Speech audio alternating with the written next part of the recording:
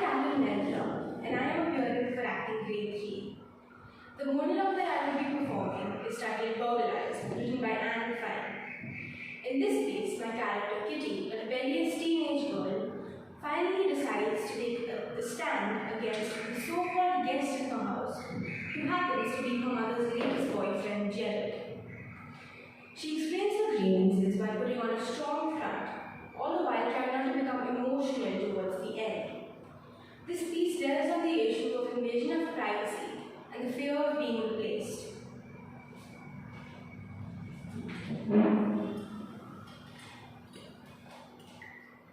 Not till you tell me to take this laundry upstairs. I'm not doing it until you tell me to do it. Yes, Jerry told me. But that's just the point. I won't take orders from Jerry. He's not my dad. He has no business to say what he thinks. He's nothing to do with us. Guest? Guest? He's not a guest. He doesn't behave like a guest. Guests don't swan into other people's homes and tell their children what to do. Guests stay where you've put them and do whatever you suggested they do until you suggest something else. Guests don't sprawl on the sofa reading the stock market reports until they get bored and then just get up and roof to people's cupboards searching for spanners and wrenches. Guests don't wander into people's private bedrooms to search for airlocks in the pipes. I don't care if my carpet turns to permafrost. I don't want that man in there nosing about. If he wasn't nosing about, then why did he come straight downstairs and start criticizing everything he saw? I think it's perfectly fair. After all, that's what he likes, and comes and goes as he pleases. He's really dug himself in now, hasn't he, Mom? It's all, Kitty, will you just this, and Kitty, could you just that? Exactly, but that's what you don't understand. That's what I'm trying to tell you. We're all in this house together, but I don't want him here. He might be your friend, but he isn't mine. And he can't tell me how to be or what to do because he's not my dad and it's none of his business.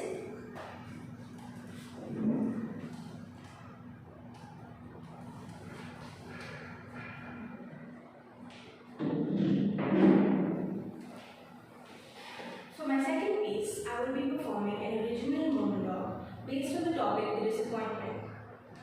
In this piece, a young aspiring actress hopes to bag a lead role.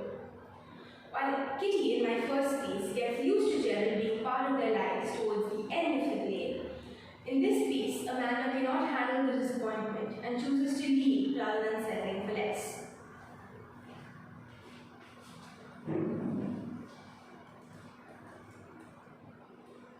Hi, my name is Amanda. Oh, hi Jeremy. I'm auditioning for the role of Juliet. This is my first audition. I'm very nervous. Oh, you're auditioning for Juliet too. Oh, wow. Have you done any other roles?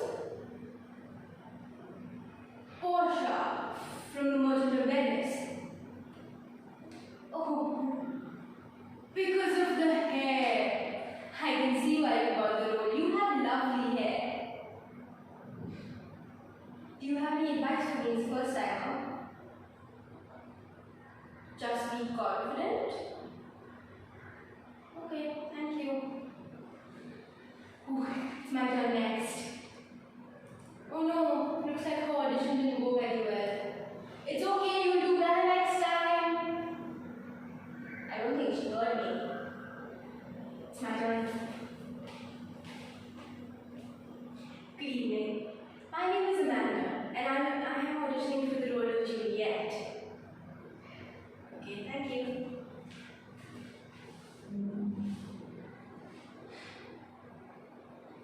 Oh, Romeo, Romeo, wherefore art thou, Romeo?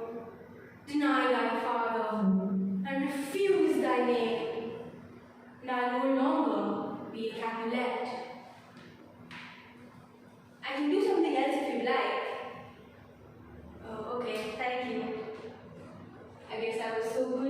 need to hear anymore?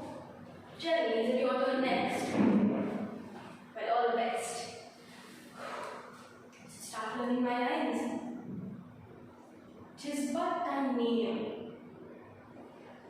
that is thy enemy. What is Montague? Not hand nor foot. Jeremy, that was quicker than mine. Were you the last one?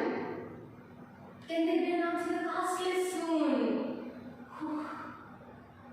The producer just came out. She has the list.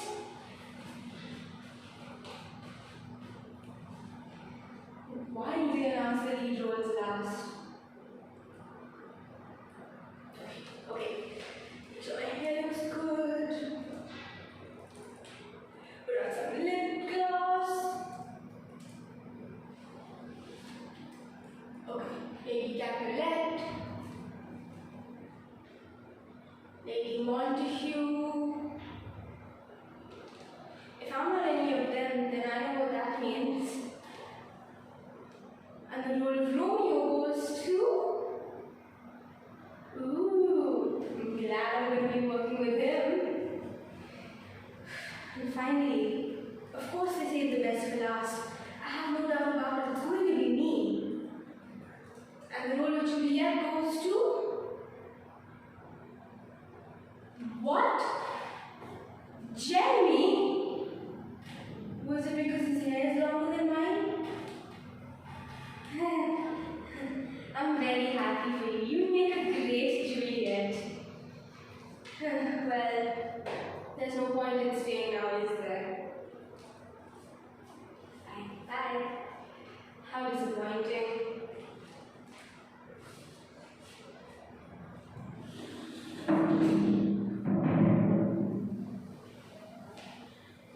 Moving on to my improvisation. I will be performing an improvisation based on the topic one of my characters has to bake a cake for someone special. Who is that special someone? And how do they go about baking the cake? I will be playing the character of my first piece, Kitty.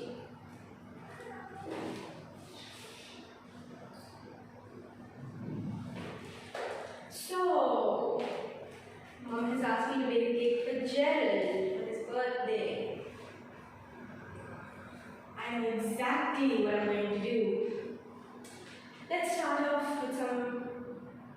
Well, we will use flour, but I'm going to use cornstarch. Okay, then would be sugar. Can't see the sugar anywhere. But salt is right in front of me. So convenient. And then eggs. Now since he's my mother's boyfriend, I'll just put in some eggs. But with the eggshells too. Make sure I crush them up. Then milk and oil. Extra virgin olive oil. And white paint. My paint is around here somewhere. There it is. Okay, I think that's enough. And then some paprika for some spices. Gerald can't take any spice. Okay, I think that's enough. Maybe a little more. Mix it up. This is going to be the bite of Gerald's life. Okay, put it into the tin.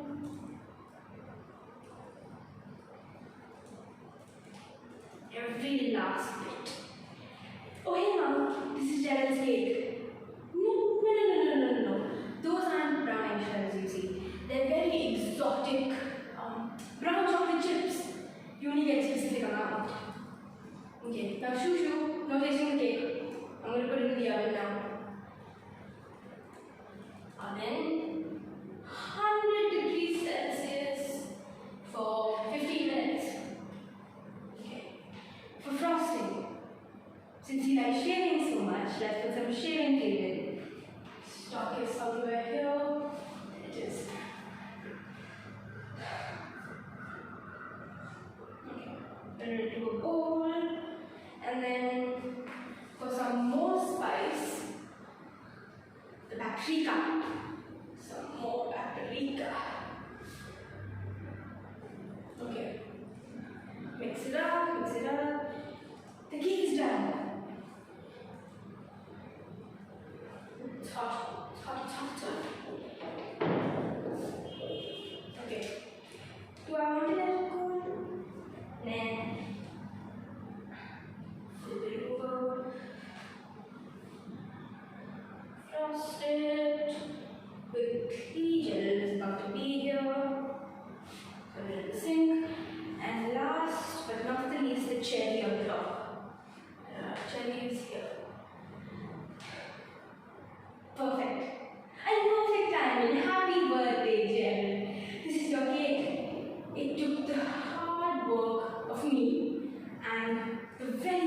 special ingredients that I bought for you. Yes, let's cut it. Happy birthday to you. Happy birthday to you. Okay, enough of this rubbish. Let's cut the cake. Yes. Taste it, taste it. No, it's not oozing because it's underweight. It's oozing because it's a red velvet lava cake. Yes, yes. Taste it, it's delicious. And this is for you messing up my room, you irritating person.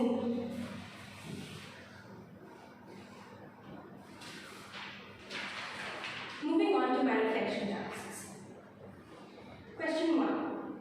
Choose one of your pieces and talk about how the characters or narrator's feelings changed. I would like to talk about my second piece. In this piece, my character Amanda hopes to bag a lead role. In the beginning of the piece, she is very nervous because of her first audition, and she tries to put up a strong front to her other cast members, but on the inside, she is feeling very anxious and tense. In the middle of the piece, when the director asks Amanda to stop in the middle of her monologue, she feels very proud, and she feels that by doing so little, she has impressed the director and can get the lead in the play. In the end of my piece, when Jeremy gets the role instead of her, Amanda feels very disappointed and discouraged, and she chooses to leave rather than settle in for some different role. Question 2. Choose one of your pieces and explain what makes the story or subject matter interesting to you. I would like to talk about my first piece. In my first piece, my character Kitty, a rebellious teenager, she finally decides to take a stand against her mother's latest boyfriend, Jared. She tells her mother that Jared will never be a part of their family, and whenever he comes to their house, he always treats it like his own and messes up Kitty's room. She becomes furious when her mother calls Jared a guest, because a guest does not sprawl out on the sofa, he does not go through their private cupboards and rooms, and a guest would not order Kitty around like he or she is her dad. And she tries to tell her mother that Jared will never be a part of their lives, trying not to become emotional towards the end, and he will never replace her father. Question 3. What do you consider to be the funniest or the most dramatic moment in your pieces? What vocal or physical skills did you use to show that to the audience? The most dramatic moment in my first piece would be when Kitty tells her mother that Jared will never be a part of their family and that he will never be able to take the place that her father has created for himself in her life. While being angry throughout the piece, she tries not to break down in the end.